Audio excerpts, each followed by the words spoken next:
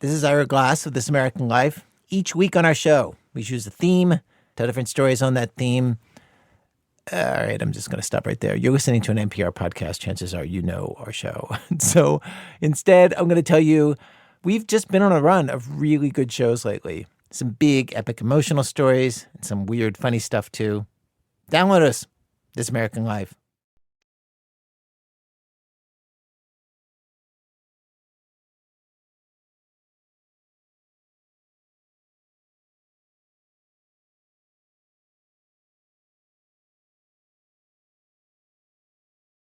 Hello and welcome to Car Talk from National Public Radio with us, Click and Clack, the Tappet Brothers, and we're broadcasting this week from the Department of Overseas Travel here at Car Talk Plaza. And my brother, I'm sure, has something interesting. Yeah, well, I have here a little, or at least offensive. The internet is great because you can get this up-to-date information. Tips for Americans traveling in France.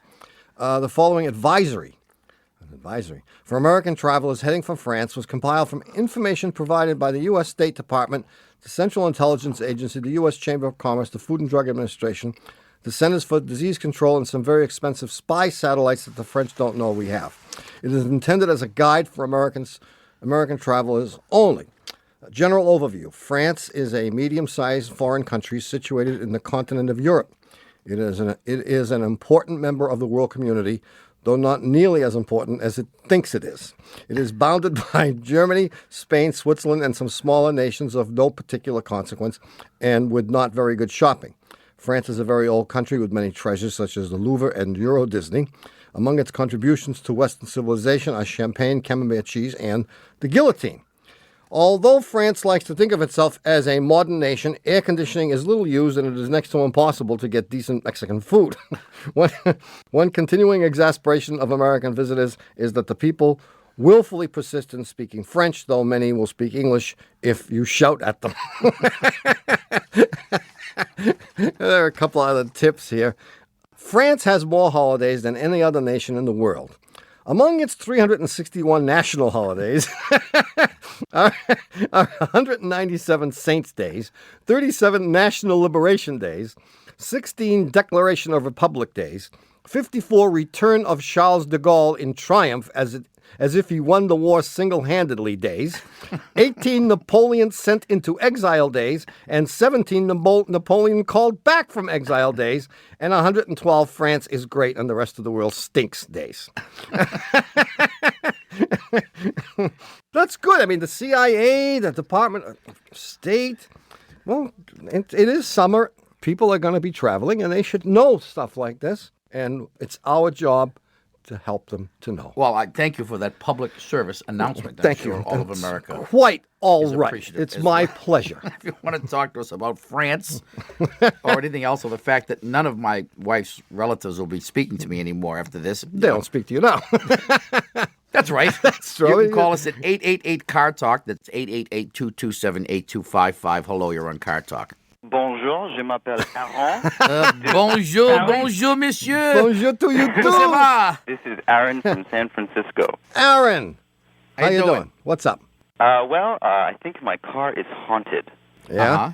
It's a 1988 Celica convertible, and whenever I hit the brakes, it does one of two things, and there's seemingly no logic for when it does one or the other. Either it makes your traditional squeak, or it makes this deep, mysterious laughing sound, something like this. Oh, oh, oh, oh, oh. Oh, sounds like a Frenchman laughing. Sounds like Maurice Chevalier.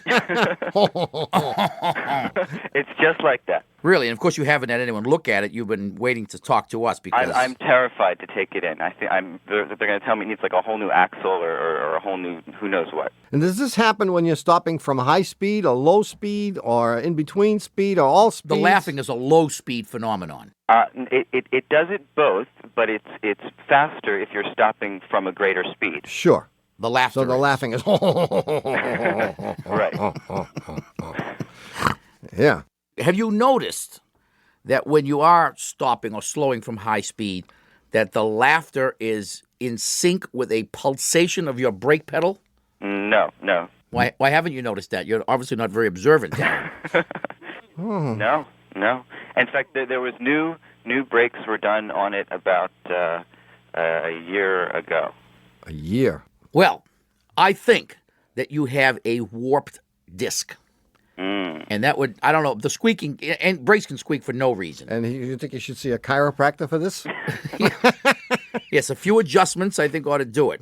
No, I think the laughing noise is coming from the fact that when that warp is coming around, it's pushing against the caliper and making the thing move in a manner that it's not supposed to, and making the noise. And it's nothing much to worry about, except it would be nice to fix it. So it can't cause an accident? Well, it might be. I mean, you could have a wheel bearing going or some such thing, or maybe a wheel is falling off, or maybe your wheel nuts are loose, maybe a tire's ready to pass you on the highway. You might want to get it someplace and have them put a dial indicator on it, but that should tell them what's going on. Good luck, Aaron. Thank you. Thanks for your call. Bye-bye. Bye-bye. Au revoir. Au revoir. Oh, wow. Silly of us. 1-888-CAR-TALK. That's 888-227-8255. Hello, you're on Car Talk. This is Mabel from Aspen, Colorado. That's a seldom heard name, Mabel. Seldom heard. Very Victorian. Victorian? Really? Yes, kind of gone now. People don't use it. I don't equate that with Victorian. I equate Mabel with more like a diner. Thank you. Yeah. Hey, Mabel, can I have some hash with them eggs or what? I mean, Well, but a Victorian diner, no? yes. Victorian diner, there you are. Well-appointed diner. Anyway, Yeah. so where are you from, Mabel? From Aspen in Colorado. Oh, how charming. What's Very up? charming. What can we do for you? What do you want to talk about today? Well, it's my Subaru. Yeah. My 82 Subaru. With 82. 181,000 miles. And she went in for one of those short checks, and she came out with this. My guy said that both valve cover gaskets are seeping, That's good. and the head gaskets are leaking. Oh, sure. The CV boots are cracking, but not ripped yet. Okay. And they suggested that by fall, I get these repaired. My question is, should I just go for a whole new motor, a whole new engine?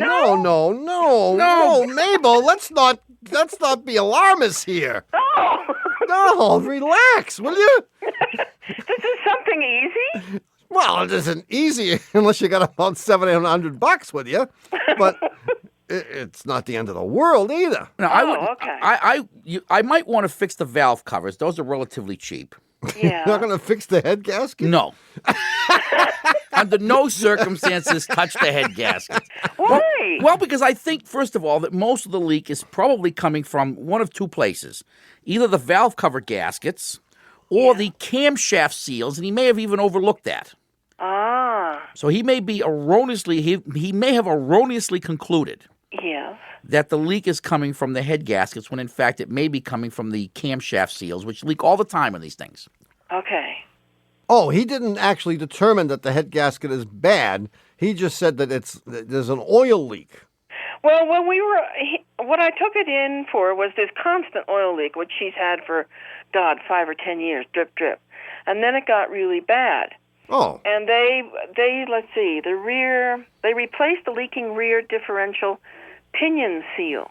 Okay. And the R&R oil pump and reseal and replace front main seal. Okay, so they may have done the cam seals at that same time. So he's been. So now you have a leak that's considerably diminished.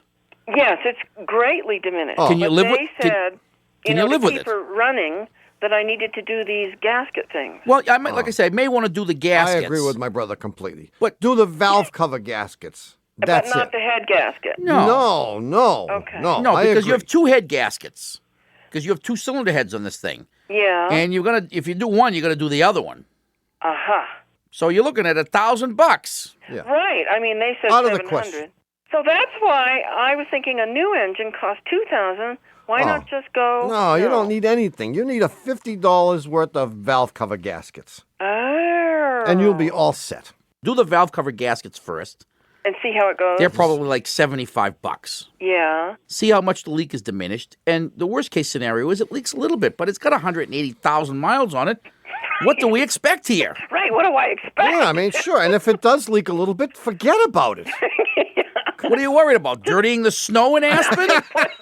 Just put the cardboard underneath there, huh? Yeah, Sure. Have the cat sleep under there. Something, I don't know. And then hose down the cat. Yeah. Good luck, Mabel. Thanks very much. See you. Talk to you. Bye. Bye-bye. Now, before we give the answer to last week's puzzle, we have to pause. Thank God. You're killing me with all this work. Question, answer, question, answer. Oh, I can't take it. Work. Calm down.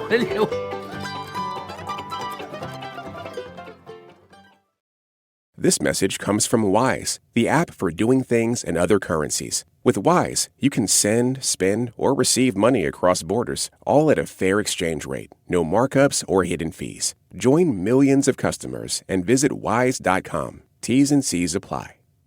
The House of Representatives has approved a White House request to claw back 2 years of previously approved funding for public media. The rescissions package now moves on to the Senate. This move poses a serious threat to local stations and public media as we know it.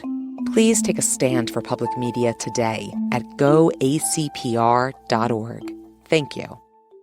These days, there is a lot of news. It can be hard to keep up with what it means for you, your family, and your community. Consider This from NPR as a podcast that helps you make sense of the news. 6 days a week, we bring you a deep dive on a story and provide the context, the backstory, and analysis you need to understand our rapidly changing world. Listen to the Consider This podcast from NPR. Decades ago, Brazilian women made a discovery. They could have an abortion without a doctor, thanks to a tiny pill. That pill spawned a global movement, helping millions of women have safe abortions regardless of the law. Hear that story on The Network from NPR's Embedded and Futuro Media, wherever you get your podcasts.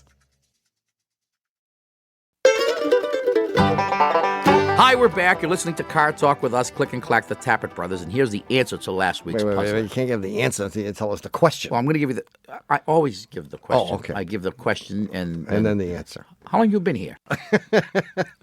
Here it is. It was brief. It was really quick. I mean, it was beautiful because it was succinct to the point. It was interesting.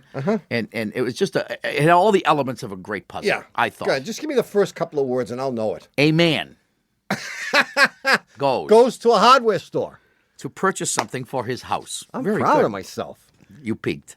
I didn't. He asks the clerk, how much is one? The clerk says, 60 cents. The guy says, okay, how about 12? The clerk says, well, $1.20. The guy says, okay, in that case, I'll take 200. And the clerk says, that'll be $1.80. Wow. What's he buying? So one costs 60 cents, 12 cost $1.20, and he got 200 for $1.80. The quality must have gone down, though. Well, he's getting the quantity discount. You talk about quantity discounts. That's a quantity discount. Pretty good, huh? Well, he could have gotten 900 for $1.80. Really? Or 999. But not 1,000. But not 1,000. No. That's right. And what he was buying was house numbers.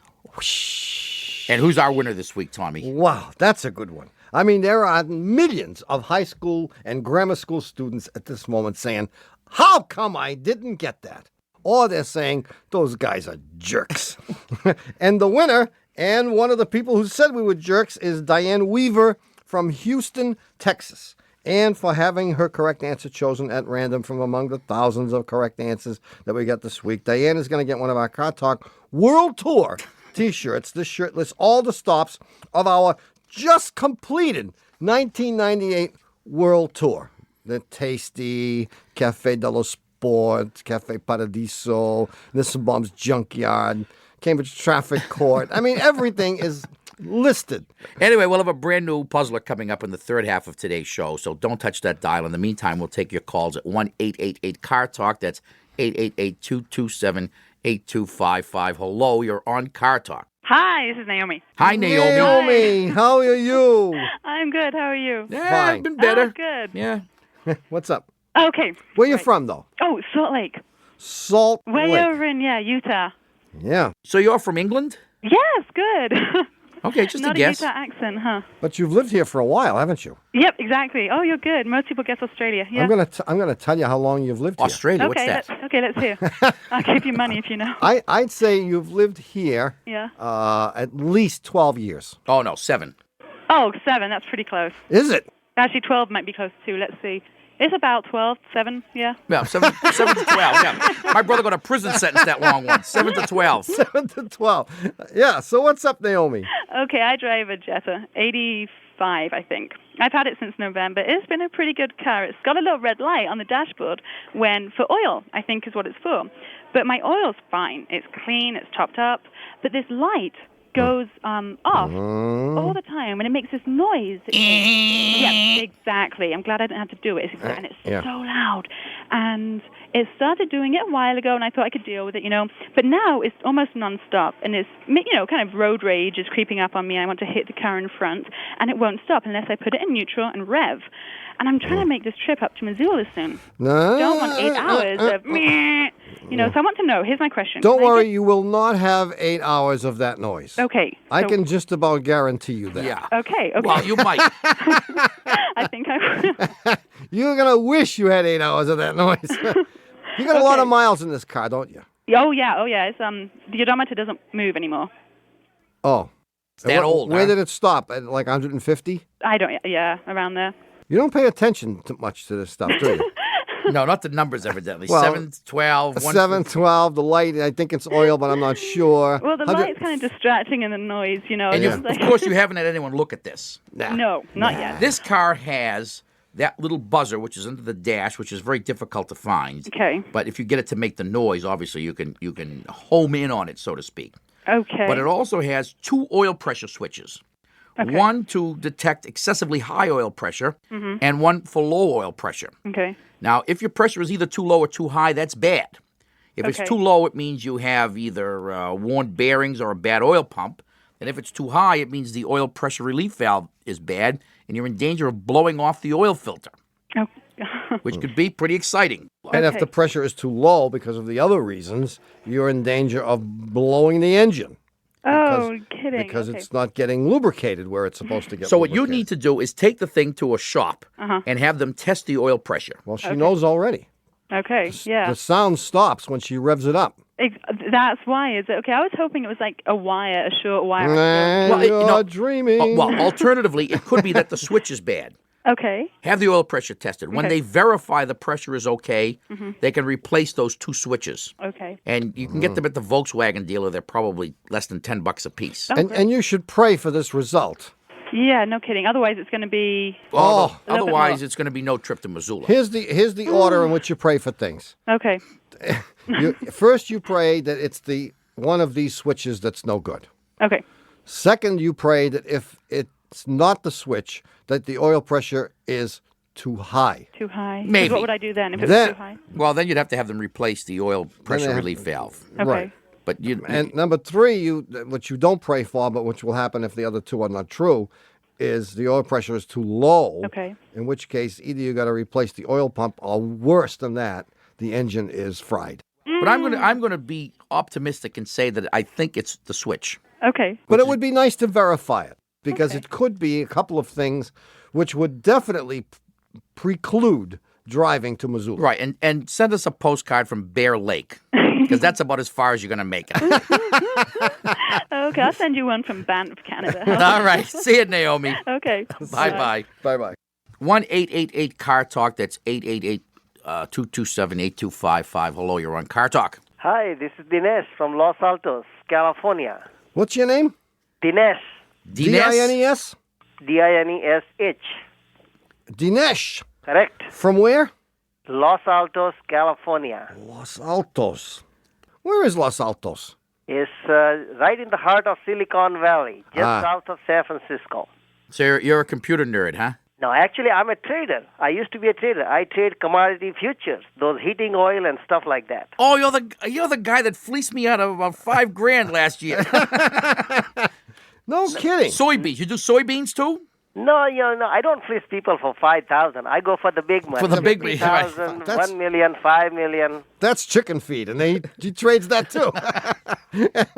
Oh, excellent. So what's going on, Dinesh? Okay, what's going on is, after doing this crazy trading, my wife and I and a friend of us, we're going to be going to Death Valley next month and try to walk the whole park. That sounds like a great idea. That's why they call it Death Valley. Yeah. So Well, the four of you are going over to Death Valley. That's good. We're going to walk 180 miles.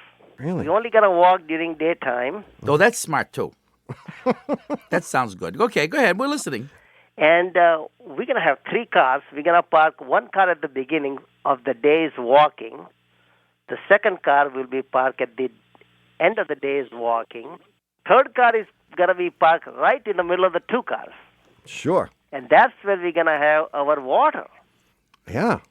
So we're going to start from car number 1, walk 7.5 miles, get some more water from the car, and continue walking another 7.5 miles till we reach the third car. And then you all jump in car number 3. Right. You drive back. You drop one guy off at car number 1. He drives it ahead of car number 3. Then you pick up car number 2 and you drive it 7.5 miles in the middle. And Here's what you do. And you keep doing this all day. Here's what you do. You buy 4 treadmills and 4 sun lamps. You can do this whole trip in your backyard. Yeah. And have the garden hose there. So is there a question embedded in this insanity? Yes. What? All right, these cars are sitting there in the middle of nowhere. Yeah. Now, we are in the north end of Death Valley where hardly anybody ever goes in winter, let alone in summer. Nobody's crazy enough to go there in the summer, Dinesh. And now the question is, if one of these cars, for some reason, break down, we are in big doo-doo. Not big, deep. So what I want to know is, what's likely to happen to these cars that are going to be sitting in 125 degrees for 8 hours a day for 15 days? Nothing. Nothing? No, because you're only going to drive a few miles at a time with them. No problem? No. If you were driving all around Death Valley all day long at 130-degree temperatures, you might experience some kind of difficulty. But if it's just mostly sitting there, I mean, think about what if you left it sitting there forever? What would happen to it? The paint would fade. And the buzzards would eventually The buzzards would come. eat the car.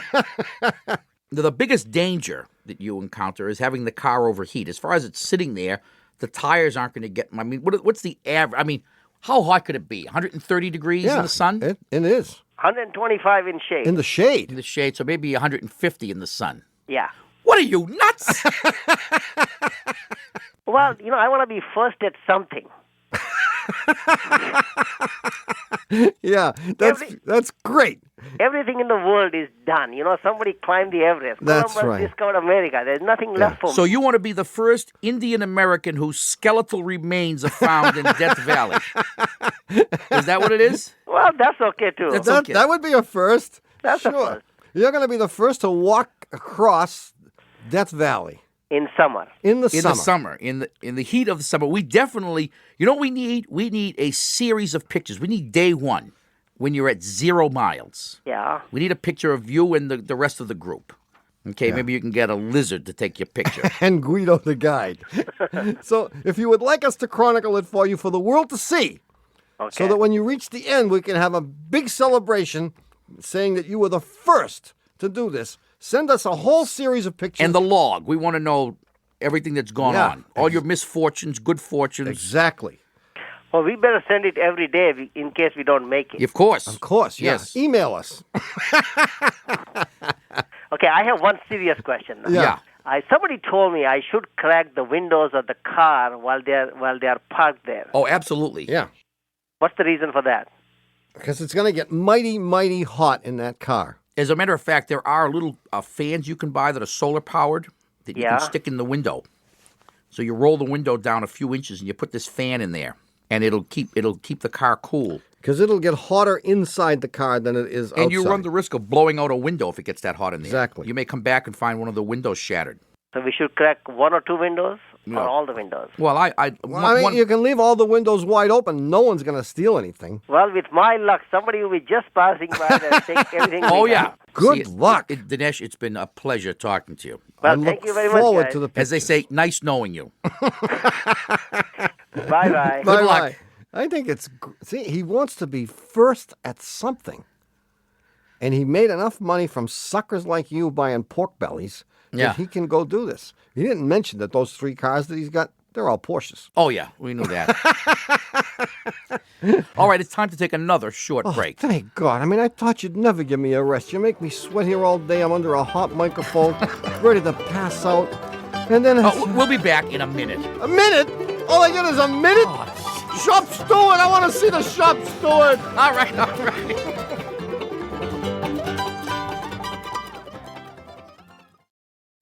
Hola, it's Sarah Gonzalez. At Planet Money, when we say we want you to understand the economy, sure, we mean tariffs and global supply chains and interest rates, cosas así, but also we shot a satellite into space. We made our own vodka, became a record label, made a comic book, all to help you make better sense of the world around you. Listen to the Planet Money podcast from NPR. On the Planet Money podcast, the economic world we've been living in for decades was built on some basic assumptions. But the people who built that world are long gone. And right now, those assumptions are kind of up in the air. Like the dollar as the reserve currency. Is that era over? If so, what could replace it? And what does that mean for the rest of us? Listen to the Planet Money podcast from NPR wherever you get your podcasts. Keeping up with the news can feel like a 24-hour job. Luckily, it is our job. Every hour on the NPR News Now podcast, we take the latest, most important stories happening, and we package them into 5-minute episodes so you can easily squeeze them in between meetings and on your way to that thing.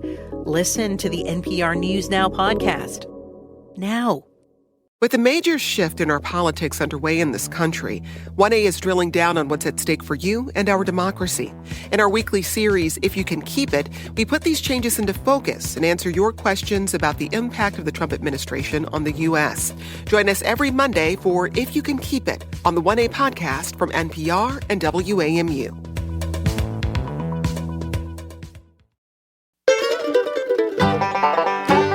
We're back and listening to Car Talk with us, Click and Clack, the Tappert brothers, and we're here to discuss cars, car repair, and the new puzzler. Yeah. Now, I should mention that this is the last puzzler of the season. Is it really? Yes. Yes, the puzzler will be on a rather extended vacanza. Yes, a rather extended, not deserved vacation, but it's in his contract, so he's getting off. Well, actually, I have to say that the past 11 months of puzzlers have been better than usual. I think if we look at all the puzzlers that you've used over the past 48 weeks, I'd say that... shaking your head saying... Well, don't forget what we're up against. It doesn't matter that they were lousy. They've just been better. They've been better than the previous 11 months worth. Right. They could be absolutely lousy, but still be better than... Oh, they are. But they're better. Well, here it is. Yeah. Here it is. A struggling young art history major waitress is working in New York City, and it's around Christmas time, and she finds herself in difficult straits. After all, she's traveled home for Christmas and spent a lot of money and bought Christmas presents alike. And she returns to her little apartment, or her little room in the rooming house, and realizes that she cannot pay the rent. So she approaches the landlord with the following what would you call it, offer. She says, "Look, I don't have the money to pay the month of January's rent." Yeah.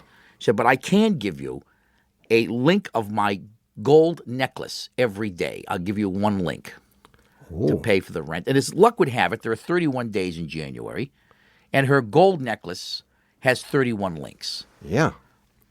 You got it? Sure. Now, obviously, he says, "Let me look at the thing." Yeah. So he looks at it and verifies that it's authentic 18-karat gold, and he says, "You got a deal. At the end of the month, I give you the necklace back. You give me the dough." Yeah. Right? Yeah. Now, obviously, she could cut the thing into 31 pieces and every day give him a piece. But then she'd have to have it repaired by a jeweler, which would cost an inordinate amount of money. So she wants to make as few cuts as possible. I've got it. Right? So what she's going to do is, for example, day one, she's going to cut one link. Right. Okay? She's going to hand him one link. Right. Okay? Now, she could cut another link off and hand him two for the next day. Or she could just cut off two. She and give him the two and take one back. There you go. And then for the third day, she gives him the previous one that she cut off. She wouldn't have to cut anything. So the question is, how many pieces does she have to cut the chain into to be able to pay for all 31 days? How many pieces? So the chain is going to be... Now, obviously, when she makes a cut, she's going to close it back up again, In other words, when she cuts that first link off, she's actually cut link number 2 to extract that first piece so that she doesn't lose it. She closes that back up again. You get the scenario? I got it, yeah. Okay, and then she's going to cut a 2-link piece off, and that's going to pay for days 1. So right now, I got it figured out for you. Days 1, 2, and 3, all figured out. Yeah. And right? she did it with only 2 cuts instead of with 3 cuts, which would be the obvious, straightforward way to do it. Right, just cut a link at a time. At a time, right. So there's an economical way to do this. And the question is, what are the lengths of the pieces that she has to cut? The fewest number of pieces. Obviously. The fewest number of pieces. And what are those various lengths? Now, and the hint is that 20 years ago, people would have had a much harder time solving this puzzle than they would today, I think. Excellent hint. Isn't that a good hint? Yeah. Even though you don't know the answer. Even if you think you know that answer, or you're just lonely and you have nothing else to do and you want to communicate with anybody, send your answer to Puzzler Tower, Car Talk Plaza, Box 3500, Harvard Square, Cambridge. Our Fair City. MA 02238, or you can email us your answer from cartalk.com. If you'd like to call us, the number is 1-888-CAR-TALK. That's 888-227-8255. Hello, you're on Car Talk. This is Leonard Temple calling from beautiful downtown Olive Branch, Mississippi. Olive Branch, Mississippi. What an idyllic sounding place. It does sound peaceful, doesn't it? It does. Well, it is peaceful with the exception of my car. I have a 1987 Oldsmobile Cutlass Supreme that my lovely wife and I purchased brand new. And we love this car, but it has one problem. As it rolled over 100,000 miles, coming home from church a few weeks ago, the car just died. There was no fuel in the carburetor. If I sprayed starter fluid in the car, it would fire up and then shut right down. Sure. So, being the somewhat shade tree mechanic that I am, I took the fuel line loose from the carburetor and turned the starter. Cranked it. Good. To see fuel come out. Were you smoking a cigar at the time? Not at that point. Not at that point. Did not have a smoking gun just yet. Excellent. So I thought, okay, must be the fuel filter's clogged. So I took the fuel filter out. I hooked the line back up. Still nothing. Car wouldn't start.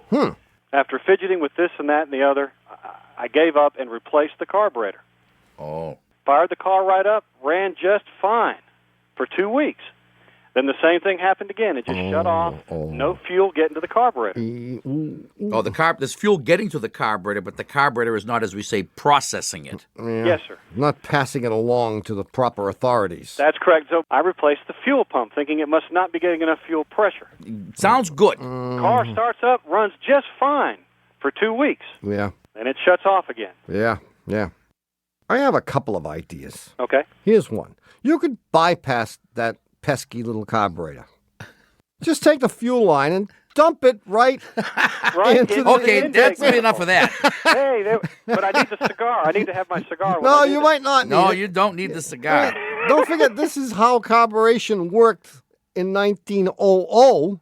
And it probably, if you just have it dripping in there, it'll be fine.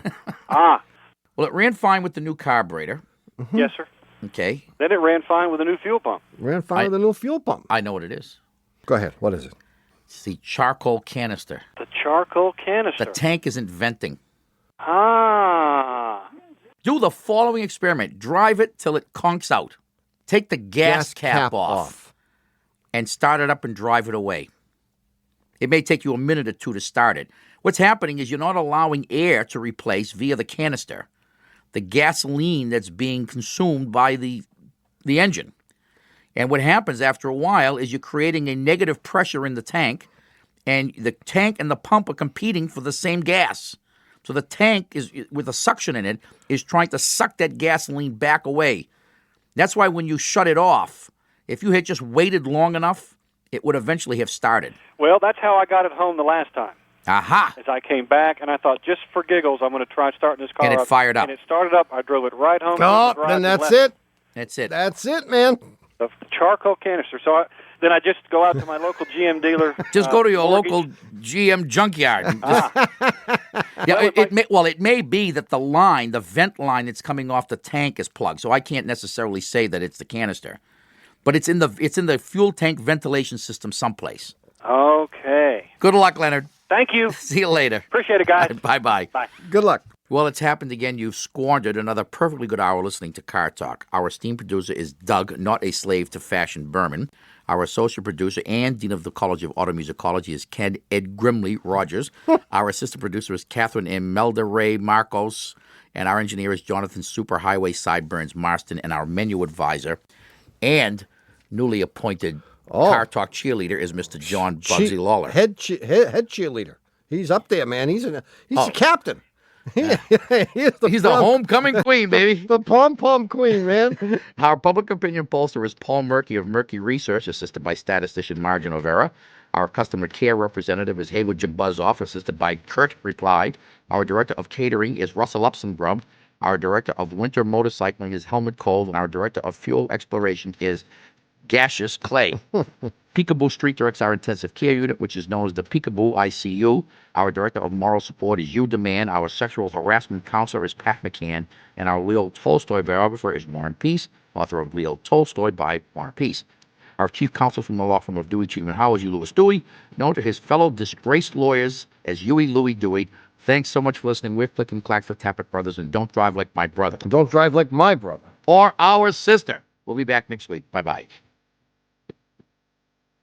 And now, here is our chief mechanic, Vinny Gubatz, with some highly germane information. Jermaine, what is this? The recipe for Venus Schnitzel or something? Now, if you just want a copy of this week's Car Talk show, which is number 27, you call our Shameless Commerce Division at 1-888-CAR-JUNK. You got that? 888-CAR-JUNK. And if someone wanted other Car Talk paraphernalia, T-shirts, would they call the same number, Vinny? No, you call Jang Zamin, you dope. Of course you call the same number, 888-CAR-JUNK, or you can get stuff through the online Shameless Commerce Division at cartalk.com, Thank you very much, Vincent. Your enunciation is coming along quite nicely. Hey, enunciate this, punk.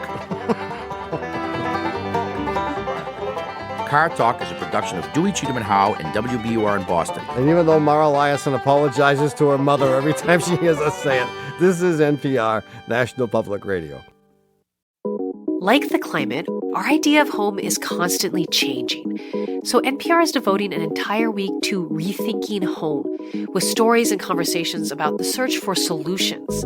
From planting trees to reducing energy use to disaster-proofing your house. Explore stories that hit close to home during this year's Climate Solutions Week. Visit npr.org/Climate Week. It all starts with listening to the person in front of you and the person you'll never meet, to the person living a story and the journalist who helps you see it in a new light. The NPR network is built on listening, with microphones in every region, so we're there anytime a voice or sound demands to be heard. Hear stories in the first person, hear the bigger picture on NPR. On NPR's Throughline. The firemen kept shouting to them not to jump, but they had no other choice. Frances Perkins witnessed the Triangle Shirtwaist factory fire that changed everything. She was the first woman in a U.S. cabinet, created Social Security and the 40-hour work week. The woman behind the New Deal on NPR's Throughline, wherever you get your podcasts.